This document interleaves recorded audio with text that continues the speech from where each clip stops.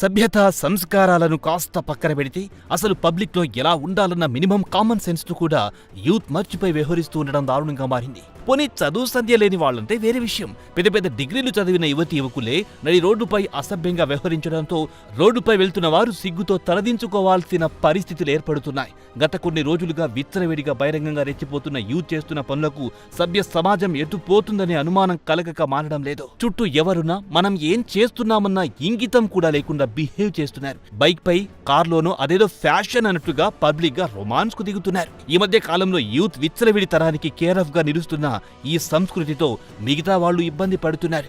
యువత మాత్రం ఈ విషయంలో చదువుకున్న మూర్ఖుల్లా వ్యవహరిస్తున్నారు.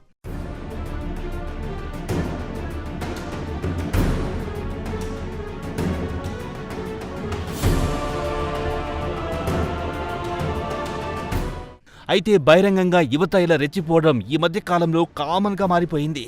దీంతో ఇలాంటి సంఘటనలు అనేకం వెలుగులోకొస్తున్నాయి. తాజాగా నోయిడాలోనూ ఇలాంటి సంఘటన చోటు చేసుకుంది. ఓ జంట బైక్ పై వెళ్తూ అందరూ చూస్తుండగానే అసభ్యంగా రొమాన్స్ చేసింది. యువకుడు బైక్ నడుపుతుండగా యువతి ముందు పెట్రోల్ ట్యాంక్ పై కూర్చొని అతన్ని హగ్ చేసుకుంది. ఇక దీంతో అటుగా వెళ్తున్న కొందరు వాహనదారులు వీడియోలు తీసి సోషల్ మీడియాలో పోస్ట్ చేశారు. దీనిపై మండిపడ్డ నెటిజన్లు ఇదేం పాడు పనని మండిపడ్డారు. ఈ వీడియో కాస్త సోషల్ మీడియాలో వైరల్ అయ్యింది.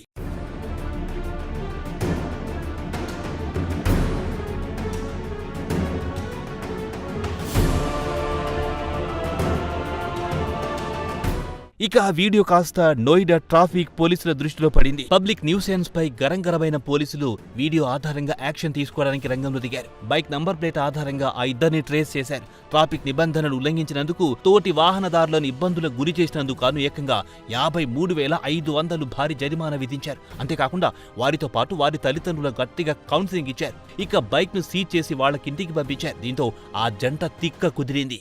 ఇక ఇలాంటి పబ్లిక్ న్యూసెన్స్ కు పాల్పడితే వదిలిపెట్టమని పోలీసులు వార్నింగ్ ఇచ్చారు. ఇక నోయిడా పోలీసులు చేసిన పనిపై నెటిజన్లు హర్షం వ్యక్తం చేస్తున్నారు.